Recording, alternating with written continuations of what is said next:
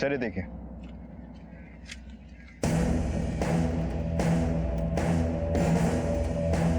Auto मिली भिजवाओ, घर वालों को इन्फॉर्म करो और आरटीओ से पता करो ये गाड़ी किसकी है। सर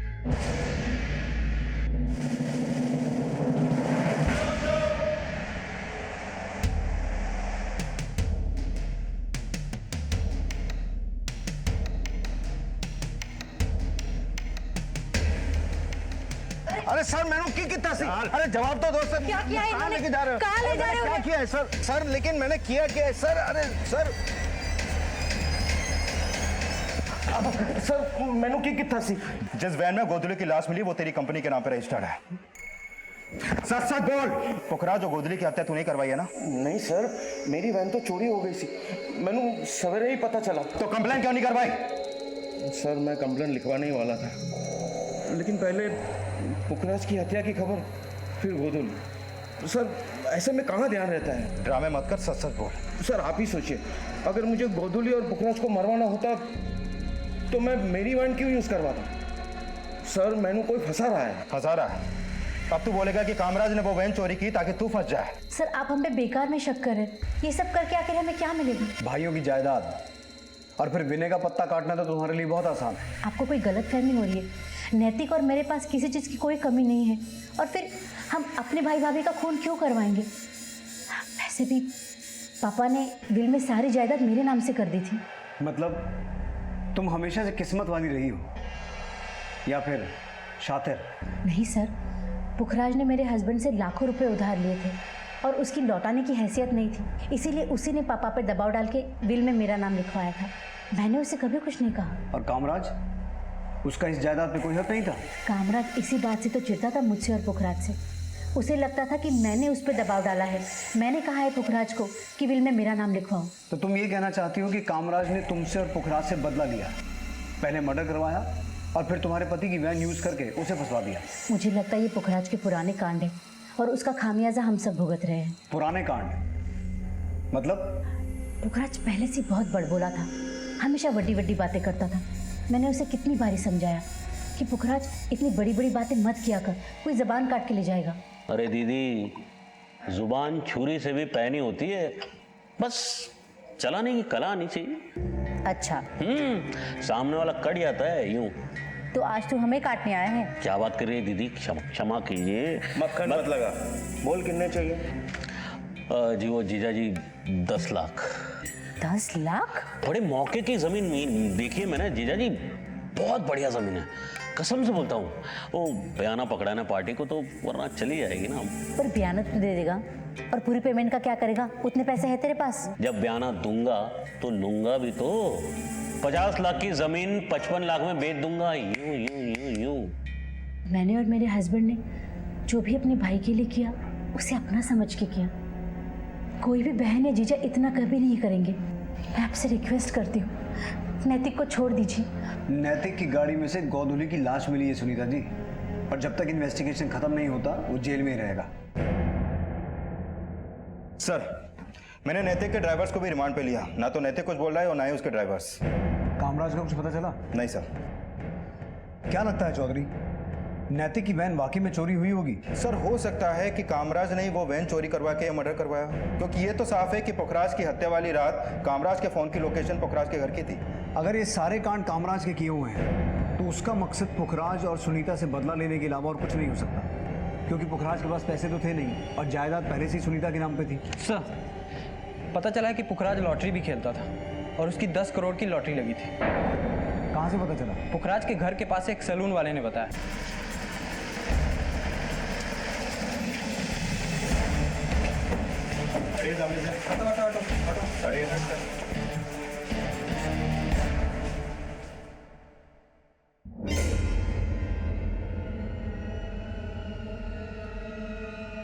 घर चेक करो।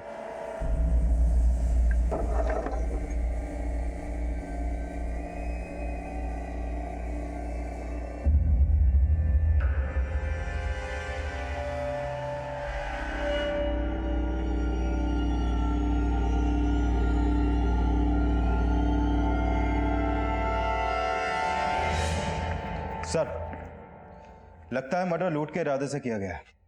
लेकिन डेड बॉडी को देखकर लगता है इसे टॉर्चर किया गया है, जैसे किसी ने इससे अपनी दुश्मनी निकाली हो। चौधरी, बॉडी को पोस्टमार्टम के लिए भिजवाओ। सर।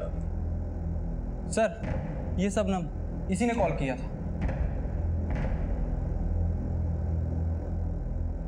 साहब, मैं यहाँ साफ सफाई का काम करती हूँ। सुबह आई तो दरवाज़ा खुला था और पुखराज सेठ, पुखराज के अलावा और कौन कौन है घर में? मालिक की बीवी और उनका बेटा। लेकिन मैं सुबह आई तो दोनों ही यहाँ नहीं थे। नाम क्या है उनका? मालकिन का गौधुली और बेटे का विनय। आप जिस नंबर को डायल कर रहे हैं वो इस समय स्विच्ड ऑफ है।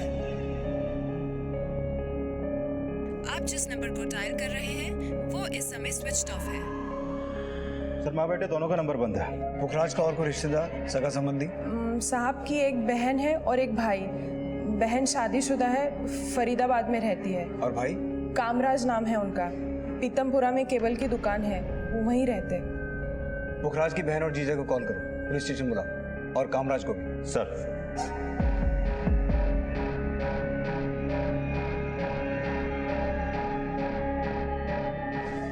कल रात किसी को पुखराज के घर आते जाते देखा था आपने?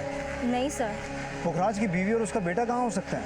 कल शाम तक तो सब घर पे ही थे। आपकी किसी से कोई बात हुई थी? गौधुली से बात हुई थी, वो हमारे कामवाली का नंबर मांग रही थी। उन्होंने अपनी कामवाली को निकाल दिया है ना। किसे? शबनम को? हाँ। क्यों निकाला था, कुछ बता? शबनम थोड़ी सी बदतमीज है। कल वो अपने पति को भी लेकर आई थी और पुखराज के साथ उनके कुछ तू में हो रही थी। सुनिए जी, आप ना शबनम का हिसाब कर दीजिए, वो आजकल बहुत ज़्यादा ही बोलने लगी है। जरा फोन लगा उसे, अभी सीधी करता हूँ उसकी जबान में। फोन लगाने की जरूरत नहीं है, मैं आ गई। अब लाओ मेरी तनख्वाह। तनख्वाह तो बड़ी अक्कड़ से मांगती है, पर तूने जो मेरी इंपोर्टेड घड़ी तोड़ी है उसका हर्जाना भरेगा कौन? कहीं ऐसा ना हो साहब कि हर्जाना आपको भरना पड़ जाए। मुझे उंगली दिखाएगा तू? मुझे उंगली दिखाएगा? हाँ, अभी पुलिस को फोन कर दूँ। साहब, पुलिस को मत बुलाइए। हम लोग गरीब लोग हैं साहब, आपको जो देना है वो दे दीजिए। अब आएगा कल ठिकाने। चल निकल इधर से, निकल। चलिए, दिखता क्या? फुट। दोबारा यहाँ शक्ल मत दिखाना। शबनम और उसके पति को थाने में बुलाओ और बाकी मोहल्ले में पूछताछ जारी रखो। सर। तुझे पुखराज ने काम से निकाल दिया था, फिर क्यों आई थी आज? साहब, मैं तो सिर्फ अपनी तनख्वाह लेने के लिए आई थी। तनख्वाह लेने आई थी या हर्जाना चुकाने आई थी? क्यों बे, तुझमें बहुत चर्बी है। साहब ऐसा क्यों बोल रहे हैं साहब? क्यों? तूने पुखराज को कल धमकी नहीं दी थी?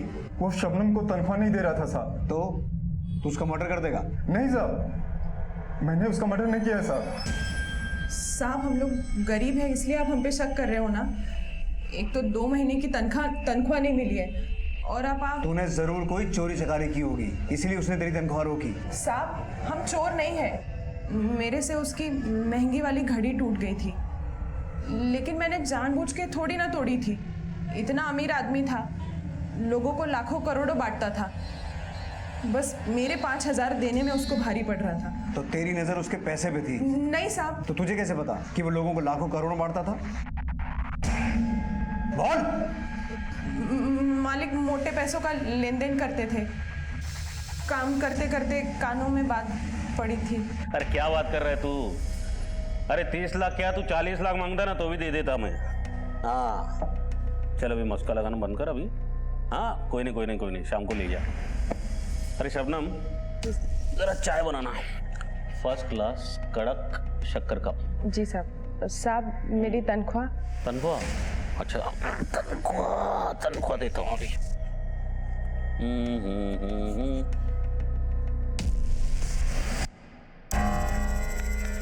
साहब, पूरी तनख्वाह दीजिए ना, बहुत जरूरत है। पूरी जी? हाँ, देख मिनट। आज कौन सा वार है? बुधवार। अगले गुरुवार को लेके जाना, ठीक है? साहब लेके चाय बनाना शबनम, बहुत सर पकड़ के रखा है। जा बना, अदरक डालना भूलना मत। हाँ, जा। शबनम ने पूरे 10 दिन इंतजार किए साहब। इस बीच इससे पुखराज सेठ की घड़ी टूट गई, तो वो बोला कि इसको तनख्वाह नहीं मिलेगी साहब। साहब, मैं क्या, दूध वाला, किराने वाला, वो सबके पैसे रोक के रखता था। एक नंबर का कंजूस आदमी था वो। हम क्या, उसकी बीवी और बेटा भी परेशान थे उसके।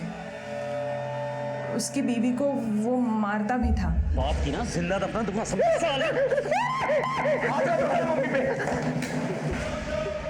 तुझ पे हाथ उठाएगा, अपने बाप पे हाथ उठाएगा? हाँ साले, अपने हाथ ना काबू में रखना, अच्छा नहीं होगा।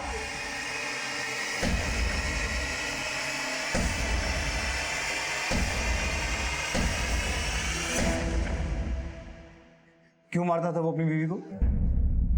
मालकिन पे शक करता था। कैसा शक? उन्हें शक था कि शायद मालकिन का उनके भाई के साथ कोई चक्कर। कामराज से? हाँ साहब, पर उनका बेटा हमेशा माँ को बचा लेता था।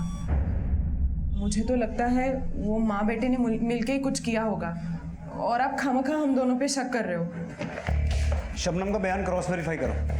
सर मैं कामराज की दुकान पे गया था, लेकिन उसकी दुकान पे ताला लगा है। मैंने आसपास के लोगों से पूछताछ की, लेकिन कुछ खास पता नहीं चला। मैंने उसका फोन सर्विलेंस पे डाल दिया सर। और पुखराज का बेटा विनय? सर विनय लाला नेकचंद कॉलेज में पढ़ता है। मैंने उसके कुछ क्लासमेट से बात की, लेकिन किसी को उसके बारे में कुछ खास पता नहीं। सर पूछताछ में पता चला है कि पुखराज के पास एक कार थी जो 1 हफ्ते पहले उसके ऑफिस के बाहर से चोरी हो गई। चोरी हो गई? पुखराज का ऑफिस कहाँ है? सरस्वती विहार में।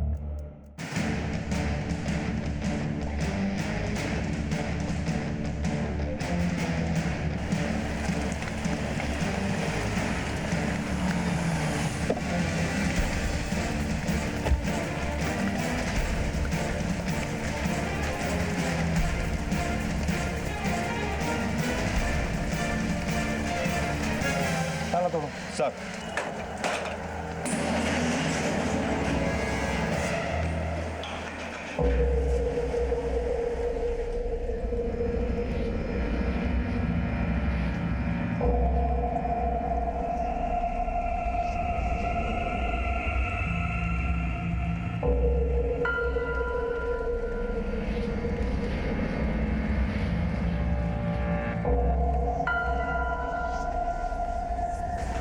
घर के साथ साथ ऑफिस में भी चोरी हुई। जितनी बेरहमी से पुखराज को मारा गया, उससे ऐसा लगता है कि ये काम पुखराज के किसी दुश्मन का है। लेकिन बड़ी हैरानी की बात है कि गायब उसके अपने हैं। चौधरी, मुझे पुखराज की कॉल डिटेल्स, बैंक डिटेल्स, हर फाइनेंशियल डिटेल चाहिए। और ये पुखराज की बहन और जीजा कब आ रहे हैं? सर वो फरीदाबाद में रहते हैं, भी पहुंचने वाले होंगे। पुखराज से आखिरी बार कब मिले थे आप लोग? कई हफ्तों से कोई मुलाकात नहीं हुई, पर फ़ोन पर अक्सर बात होती रहती थी। आखिरी बार कब बात हुई थी आपकी? अब कल उसे मेरी कार चाहिए थी, इसलिए उसने फोन किया सी।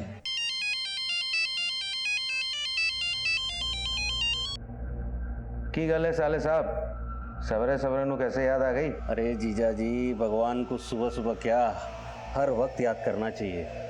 और सही में आप तो मेरे लिए भगवान से भी बढ़कर हो जीजा जी। मक्खन मत लगा, बोल किस लिए फोन किया सी? अच्छी सी डील करने जा रहा हूँ, बड़ी बढ़िया डील है। तो अगर आपकी वो लक्की वाली गाड़ी मिल जाती तो डील पक्की हो जाएगी। फिर मैंने साढ़े ड्राइवर को कार लेके उसके घर भेज दिया, और शाम का उसका थैंक यू का मैसेज भी आया। हमने सुना है कि पुखराज को लगता था कि गोधुली और कामराज के बीच कुछ चल रहा था। ये सच है? नहीं जी, उसे गलतफहमी थी। तो फिर गोधुली और कामराज है कहाँ?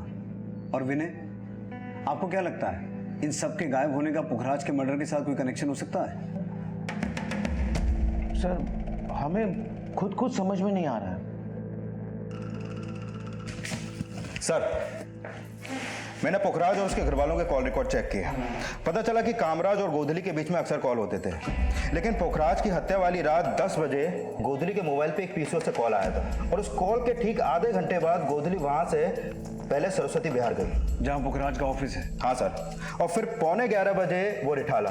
सर जब वो रिठाला में थी उस रात, चलिए देखिए, 11:15 से 12:15 के बीच में गोधुली और पुखराज के बीच में एक लंबी कॉल हुई, और कामराज भी उस समय पुखराज के घर पे ही था, और उस कॉल के तुरंत बाद तीनों के फोन बंद हो गए। गोधुली और पुखराज के बीच हुई 1 घंटे की कॉल का क्या चक्कर हो सकता है चौधरी? एक काम करो, गोधुली का नंबर भी सर्विलेंस पे डालो। सर। कभी ना कभी तो ऑन होगा ही। और घटना के वक्त विनय की फोन लोकेशन क्या थी? सर उस दिन विनय की फोन की लोकेशन रात 9 से 11 के बीच में गुड़गांव में थी और रात 11 बजे के बाद उसका फोन बंद हो गया।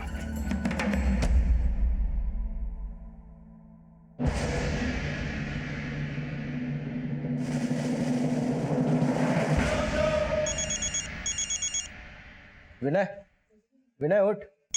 विनय, ये ले तेरा फोन है, बात कर।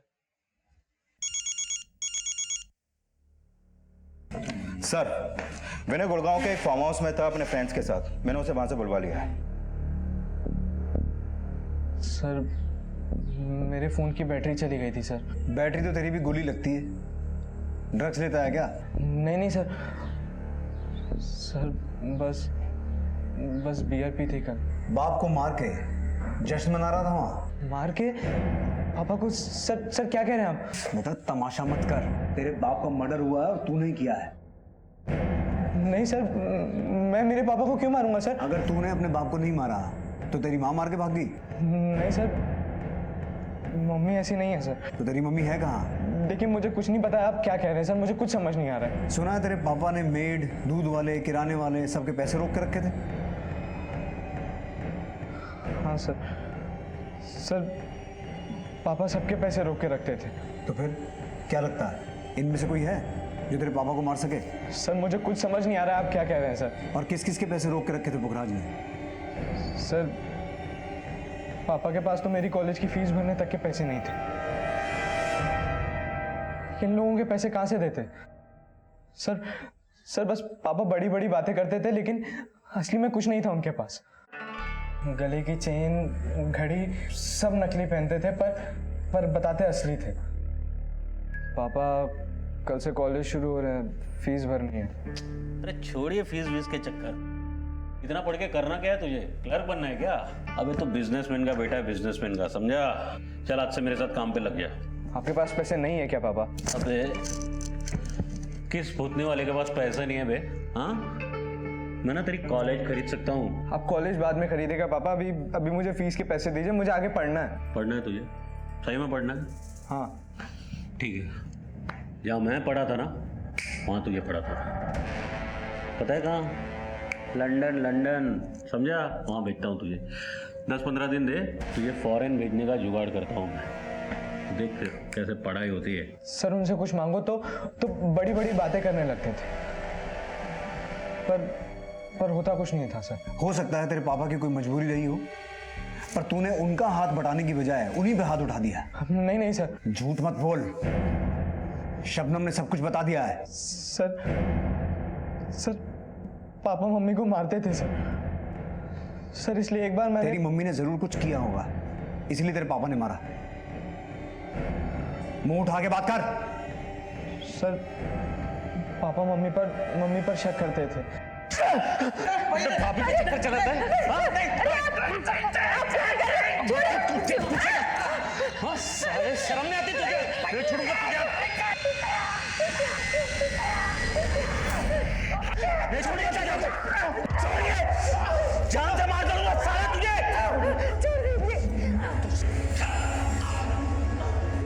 चाचा लगी दोनों? लगे ज्यादा नहीं, इतना खून बह रहा है।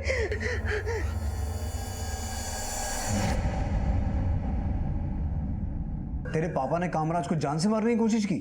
हाँ सर पापा बहुत बुरे थे सर, लेकिन मम्मी और चाचा का कोई अफेयर नहीं था सर। अगर उन दोनों का कोई अफेयर नहीं था तो वो दोनों है कहाँ? सर मैंने पुखराज के बैंक अकाउंट चेक किए, ये देखिए सर। पिछले 1 महीने से उसके अकाउंट में सिर्फ 5,000 रुपए पड़े हुए हैं। और सर उसकी कार चोरी नहीं हुई थी, वो बैंक की EMI नहीं दे पा रहा था 6 महीने से, इसलिए बैंक वाले उसकी कार उठा के ले गए। इसका मतलब ये हुआ कि पुखराज सिर्फ दिखावा करता था कि उसके पास बहुत पैसा है, असल में उसकी हालत खस्ता ही थी। और चौधरी, मुझे शुरू से ही लग रहा है कि पुखराज की हत्या लूट के इरादे से नहीं, बल्कि उससे किसी ने अपनी दुश्मनी निकाली है। और गोधुली और कामराज दोनों का एक साथ गायब होना इस तरफ इशारा कर रहा है कि उन्होंने पुखराज के दिए हर घाव का बदला लिया और जो हाथ लगा वो लेके भाग गए। हम सब अपनी आर्थिक स्थिति को छुपाते हैं, लेकिन पुखराज सिर्फ अपनी आर्थिक हालत को छुपा ही नहीं रहा था, बल्कि अपने झूठ से उसे उल्टा भी दर्शा रहा था। लेकिन वो क्या वजह थी जो पुखराज को ऐसा करने पर मजबूर कर रही थी, ये जानना पुलिस के लिए बेहद जरूरी था। और इस कत्ल के मकसद को समझने के लिए पुखराज को समझना उससे भी ज्यादा जरूरी था, क्योंकि अब तक इस केस से जुड़ी हर बात का सच हैरत से भरा हुआ था। और ऐसी चौंकाने वाली पुखराज की पोस्टमार्टम रिपोर्ट भी थी। सर, ये पुखराज की पोस्टमार्टम रिपोर्ट, हत्या का समय रात 12 बजे के आसपास और हत्या की वजह heart failure. Heart failure? Yes sir. Sir, Pukhraj को इतना टॉर्चर किया गया कि हार्ट फेलियर की वजह से उसने अपना दम तोड़ दिया और तार का फंदा बाद में डाला गया। सर, पोस्टमार्टम के मुताबिक उसका गला तब कटा जब वो पूरी तरीके से मर चुका था। इसका मतलब ये हुआ कि दुश्मनी इतनी गहरी थी कि दुश्मनी निकालने वालों ने एक निढाल लाश के गले में अपनी नफरत का फंदा डाला। और ये नफरत की कहानी कामराज, गोधुली और पुखराज, इनकी कॉल डिटेल्स बता रही है। उस 1 घंटे की कॉल के दौरान एक तरफ कामराज पुखराज को तड़पा तड़पा के मार रहा था और दूसरी तरफ गोधुली फोन पर उसकी चीखें सुन रही थी। चीख, और जोर से चीख, तेरी चीख की आवाज वहां तक सुनाई पड़नी चाहिए। चीख, और जोर से चीख, चीख। लेकिन ये कांड कामराज और गोधुली ने अकेले नहीं किया, इसमें कोई और भी शामिल है। गोधुली को उस रात जिस पीसीओ से फोन आया था वो जरूर कामराज के आदमियों ने किया होगा। चौधरी, पता लगाओ कामराज के किस किस से क्या क्या संबंध थे। गोधुली की आखिरी फोन लोकेशन, गोधुली और कामराज की फोटो पूरे शहर में सर्कुलेट करवाओ। नफरत परोसने वाले चूहे की बिल में नहीं, जेल में होने चाहिए। सर, पुलिस अपनी थ्योरी पर काम कर रही थी और उन्हें अब कामराज और गोधुली की तलाश थी।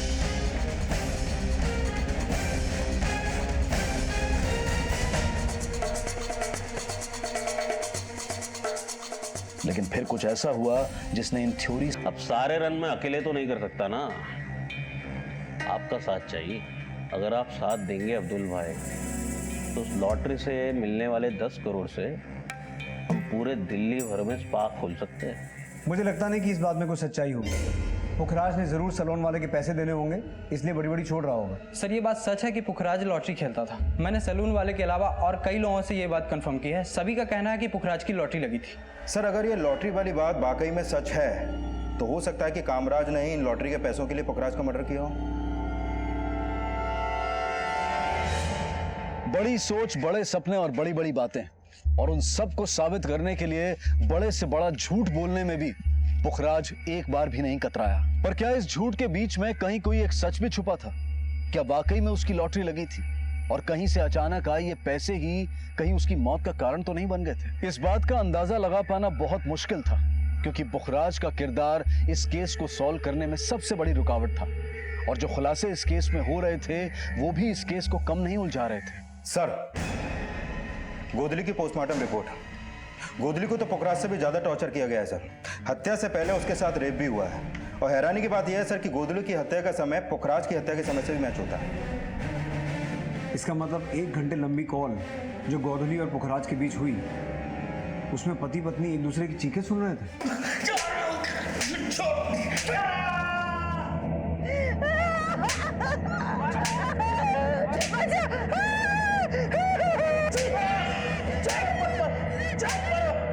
जिस तरीके से पुखराज के साथ टॉर्चर किया गया और गोधुली के साथ रेप हुआ, कुछ समझ में नहीं आ रहा। क्या वाकई में इसमें पुखराज की फैमिली का हाथ हो सकता है?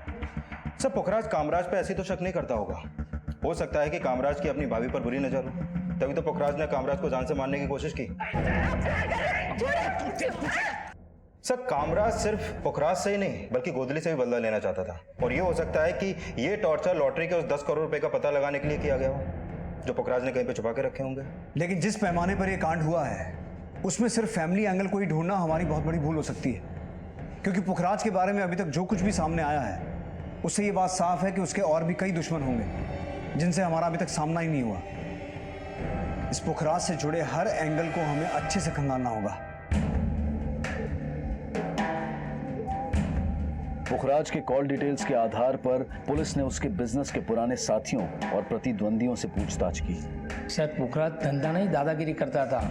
हम पार्टी के पास 2% कमीशन लेते हैं, लेकिन वो 3% कमीशन लेता था। फिर भी लोग उसी के पास जाते थे, हमारे पास नहीं आते थे। ऐसा क्यों? क्योंकि पार्टी को धमकी दिलवाता था। मैं तो उसे दूर से ही राम राम करता था जी। पुखराज के साथ में धंधा करना मतलब अपने पैर पे कुल्हाड़ी मारने जैसा है। मतलब सब मैं फ्रीलांस एजेंट का काम करता था, पुखराज के लिए पार्टी लाके देता था।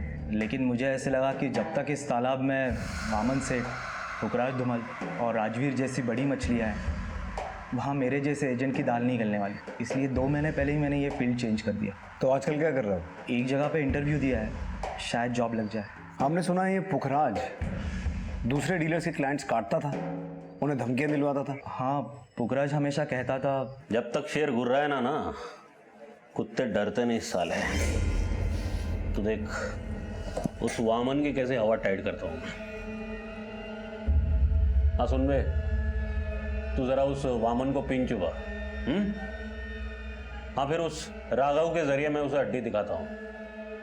हड्डी की लालच में लाल टपकाता हुआ खुद ब खुद फंस जाएगा जाल में। चल रखता हूँ। यार पुखराज भाई, मेरे को क्यों फंसा रहे हो? वो वामन सेठ बड़ा डेंजर आदमी है। यार तू कुत्ते से डरता है बे? हाँ, अबे तेरे सर पे शेर का हाथ है, समझ ले। मुझे लगा कि कहीं इस पुखराज के चक्कर में मैं किसी चक्कर में ना फंस जाऊं, इसलिए वहां से निकलना ही बेहतर समझा। ये पुखराज धमकियाँ दिलवाता किससे था? मैंने कभी उसे देखा नहीं। तुम्हें क्या लगता है ऐसा कौन हो सकता है जो उसका मर्डर करवा सके? पुखराज से तो सारे चिढ़ते थे, लेकिन वो कौन हो सकता है ये मैं नहीं कह सकता। ठीक है, तुम जा सकते हो। पुखराज के कॉल रिकॉर्ड्स और धमकियां मिलने वाले क्लाइंट्स और डीलर्स के कॉल रिकॉर्ड्स क्रॉस वेरीफाई करो और पता लगाने की कोशिश करो वो था कौन जो पुखराज के कहने पे धमकियां देता था। ये वामन सेठ कौन है? जय माता दी प्रॉपर्टीज का मालिक। सब पता चला है कि हत्या वाले दिन पुखराज अपने जीजा की कार लेकर जिस डील के लिए गया था, उस डील में वामन सेठ का भी लेना देना था। चलो इस वामन सेठ से मिलते हैं।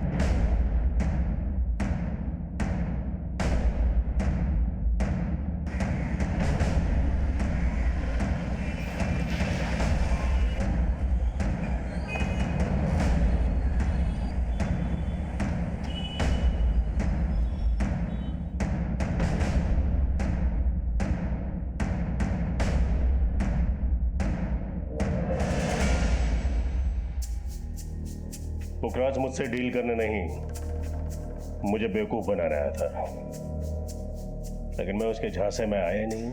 क्या झांसा दे रहा था वो? नरेला में किसी एनआरआई की कोई जमीन है, नकली पेपर्स दिखा के बोल रहा था एनआरआई पार्टी उसकी है।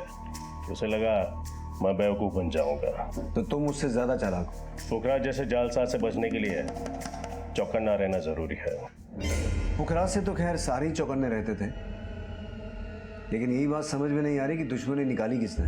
वो मैं नहीं हूं, और वो जो कोई भी है उसका मुझे कोई अंदाजा नहीं है।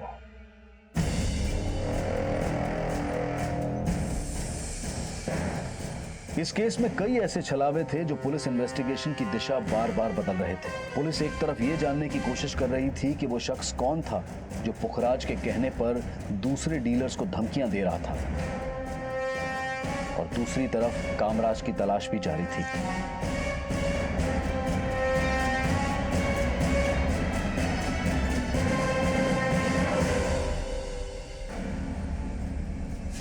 सर, मैंने पुखराज की पूरी हिस्ट्री चेक किया।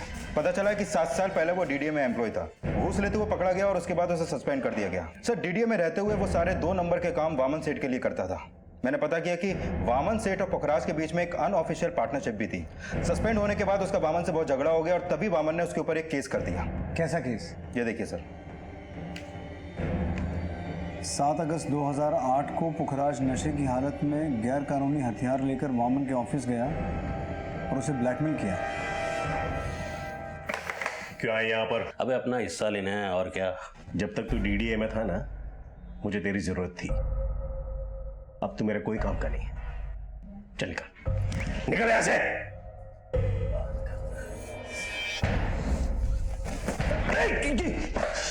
तू ऐसा नहीं मानेगा।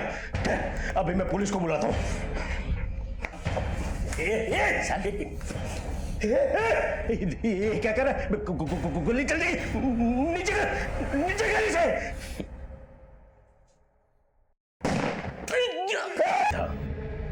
वो जबरदस्ती मेरे गले पड़ गया था, उसे उसके किए की सजा मिल गई। 7 साल पहले की सजा या? समझता हूं 7 साल पुरानी दुश्मनी को इस मर्डर से जोड़कर आप यहाँ इन्वेस्टिगेशन करने आए हैं। लेकिन 7 साल पुरानी दुश्मनी की जड़ें अभी तक मौजूद थी, और तुम्हारे बीच जो चूहे बिल्ली की रेस चल रही थी उसकी खबर है हमें। हम जब पिछली बार मिले थे तुमने उस केस के बारे में नहीं बताया। उस वक्त आपने जो भी सवाल पूछे थे मैं उसके जवाब दे दिए। तो अब भी जो पूछ रहा हूँ वो बता दो, पुखराज के मर्डर में तुम्हारा ही हाथ है ना? हवा में तीर छोड़ने को कोई फायदा नहीं है, कोई ठोस सबूत हो तो बोलिए। सर ये बामन तो बड़े तेवर दिखा रहा है। हो सकता है पुखराज को मारने के लिए इसने कामराज को मोहरा बनाया। हो सकता है हत्या वाली रात कामराज के साथ इसी के चट्टे बट्टे हों। और मुझे ऐसा लगता है चौधरी, जैसा कि विजय, राजवीर और राघव ने बताया, पुखराज जिस आदमी से धमकी दिलवाता था वो आदमी भी इसमें शामिल हो सकता है। लेकिन सर उसका कोई स्ट्रॉन्ग लीड नहीं मिल पा रहा, क्योंकि ये धमकियां अलग अलग नंबर से दी जाती थी। कॉल रिकॉर्ड्स में कुल 25 नंबर हैं जो इन धमकियों से जुड़े हो सकते हैं, लेकिन ज्यादातर नंबर या तो चोरी के हैं या फेक आइडेंटिटी देकर खरीदे हुए सिम। उन सभी नंबर्स को दोबारा क्रॉस वेरीफाई करो, उनमें कोई ना कोई नंबर तो ऐसा होगा जिसके जरिए हम उस तक पहुंच सकते हैं। सर थोड़ी देर पहले कामराज ने विनय के मोबाइल पे एक पीसीओ से फोन किया था। जिस एरिया में ये पीसीओ है तुम लोग अभी वहां जाओ तुरंत। कामराज को पकड़ने का ये मौका हाथ से निकलना नहीं चाहिए। सर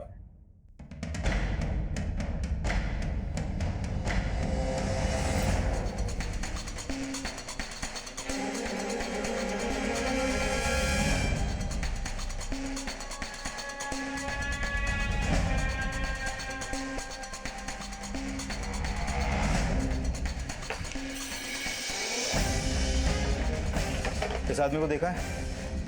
सर ये रूम नंबर 1 में।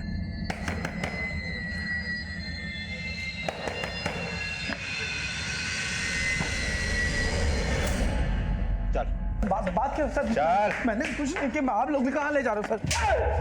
सर कुछ नहीं किया सर, मैं बेकसूर हूँ सर, मैंने कुछ नहीं। बेकसूर होता तो भागता नहीं। सर अगर नहीं भागता तब भी आप मुझे कसूरवार ही समझते। आपको लगता कि पुखराज ने मुझे मारने की कोशिश की है इसलिए मैंने उसे मार दिया? तूने सिर्फ पुखराज को नहीं, अपनी भाभी गोधुली को भी मरवाया। मैंने किसी को नहीं मरवाया सर। तेरी बहन तो ये सोच रही है कि तू उन्हें फंसा के भाग गया। तू उन दोनों से नफरत करता था क्योंकि तुझे जायदाद में हिस्सा नहीं मिला। सर मैं मानता हूँ कि पुखराज ने हमेशा मेरे साथ गलत किया सर, लेकिन मैंने उसको नहीं मरवाया सर, नहीं मारा सर। तेरा पुखराज की बीवी के साथ क्या चक्कर था? सर पुखराज जानबूझकर मुझ पे आरोप लगाता था और वो चाहता था कि मैं उस घर पे ना हूँ जिस घर पे मेरा भी हिस्सा है। तो फिर हत्या के समय तो पुखराज के घर पे क्या कर रहा था? मैं वहाँ नहीं था सर। कॉल डिटेल्स में साफ साफ लिखा हुआ है कि हत्या के समय तो वहीं था। क्या कर रहा था वहाँ? नहीं सर मैं वहाँ नहीं था, मेरा फोन वहाँ था सर। जब पुखराज मुझे मारने की कोशिश कर रहा था तब मेरा फोन वहाँ गिर गया था सर। उसके बाद मैंने गोधली को फोन किया उस रात, तो गोधली ने बताया कि मेरा फोन वहाँ रह गया है। अगर मैं उस रात वहाँ वापस जाता तो पुखराज फिर बात का बतंगड़ बना देता, इसलिए मैं अगली सुबह गया। और जब मैं गया तो उसकी लाश देखी और मैं बहुत घबरा गया और मैं वहाँ से भाग गया। सर जिन नंबर से पुखराज के नाम से धमकियां दी जाती थी उनमें से एक नंबर किसी गोविंद के नाम पे रजिस्टर है। जब मैंने इससे पहले पूछताछ की तो बोला कि मेरा मोबाइल खो गया है, और अभी जब इसका बैकग्राउंड चेक किया तो पता चला कि ये 2-3 बार जेल जा चुका है। ये देखिए सर उसका फोटो। बुलाओ इसको। बोल किस किस को धमकी देता था? सर मैं किसी को धमकी नहीं देता था सर। सर मेरे फोन का तो मिसयूज किया गया सर। जब तक ये सच ना बोले धुलाई करो इसकी। सर प्लीज बोल। सर मैंने चेक किया तो पता चला कि जब पुखराज को 2 साल की कैद हुई थी तब गोविंद तिहाड़ जेल में ही था। मतलब पुखराज के लिए धमकी देता था यानी? मैं तो ईमानदारी से। धमकियां गोविंद नहीं तू देता था। गोविंद के साथ मिलके तूने जो कांड किया है वो हमने गोविंद से उगलवा लिया है। अब तू साफ साफ बोलेगा या अपने तरीके से उगलवाएं? सर मैं वो सर मेरी और पुखराज की मुलाकात पहले जेल में ही हुई थी। भाई आपने बताया नहीं, आप बाहर करते क्या थे? मैं बाहर ना लोगों के सी काटता था। भाई मेरा सी मत काट देना। अरे क्या बात कर रहा है यार, तो भाई है मेरा। बैठ करोड़ों की जायदाद है मेरे पास। अब 25-30 लाख तो ऐसे ही पड़े रहते हैं। भाई तू क्यों ऊपर आजा बैठ। कुबेर बाबा का आशीर्वाद है। जेल से निकल कर मिलना मुझे, तेरा भी बेड़ा पार कर दूंगा। पिछले साल मैं जेल से रिहा हुआ तो पुखराज से मिला और अपने लिए काम मांगा। अरे टेंशन ना ले भाई, क्यों पाल रहा है? पुखराज ना यारों का यार है। मैं पुखराज के कहने पर लोगों को धमकाया करता था। अक्सर सिम बदल बदल कर मैं लोगों को धमकाता था। उसके साथ काम करते मैंने अपने ज़िंदगी के 8 महीने बर्बाद कर दिए, पर एक दहला भी नहीं कमाया था। इसलिए 2 महीने पहले मैंने उसका साथ छोड़ दिया। फिर कुछ दिन पहले हमारी फिर से मुलाकात हुई। हाँ ठीक है। हाँ जी हाँ जी हाँ जी। तो क्या हाल है महाराज? रन छोड़ू? मैं रन छोड़ू? अरे आप डबल रन छोड़ू। कितना छोड़ते थे? ये करवाऊंगा वो करवाऊंगा, क्या खाक किया है? ये प्रॉपर्टी का बिजनेस ना थोड़ा पेशेंस का होता है, वरना आम का गुद्दा कोई और गुटलियां कुत्ते खा जाते हैं। याद है जो वामन साहब की पार्टी सेट की थी तूने? याद है कितने कमाए उससे मैंने? 25 लाख। कितना? 25 लाख। 25 लाख की बात सुनकर मेरे कान खड़े हो गए।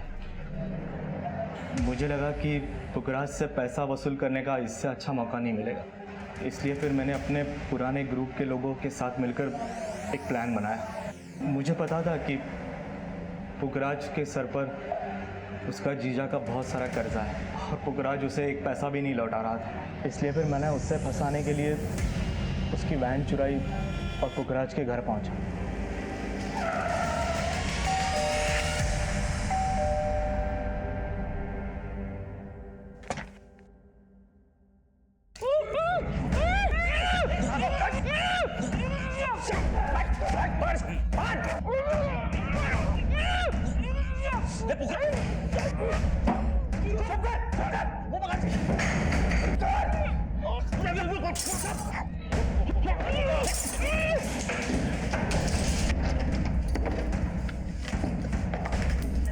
बहुत ढूंढने पर भी उसके घर में मुझे सिर्फ 8,000 रुपये मिले और थोड़ा बहुत सोना, और कुछ नहीं था वहाँ पर। बोल 25 लाख कहाँ पर छुपा के रखे? मेरे पास कोई पैसा नहीं रहा। पकड़ इसको। उसकी जुबान खुलवाने के लिए मैंने गोविंद और गोली के साथ उसकी बीवी को ऑफिस पे भेजा। पैसा दुकान पर भी नहीं मिला। फिर गोविंद गोधूली को लेकर जंगल की तरफ गया।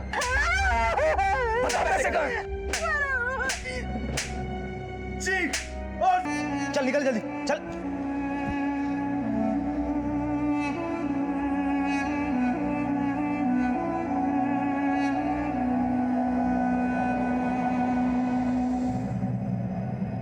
हम अपने बच्चों को सिखाते हैं कि झूठ की उम्र लंबी नहीं होती, लेकिन वहीं हमारी मानसिकता ये होती है कि छोटे छोटे झूठ बोलने से तो कोई नुकसान नहीं होता। लेकिन कब कौन सा झूठ हमें या हमारे सामने वाले को अपराधी बना दे और मौत का सबब बन जाए, ये पता ही नहीं चलता। इसलिए ये बेहद जरूरी है कि हम जो हैं जैसे हैं उसी सच को अपनाएं, ताकि किसी और पुखराज को एक झूठी जिंदगी जीने का खामियाजा अपनी जान देकर ना चुकाना पड़े। इसी विचार के साथ अब मैं अनूप सोनी आपसे विदा लेता हूं।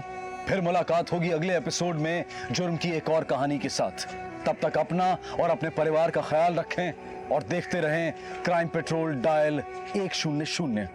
सबक एक को सीख हम सबको।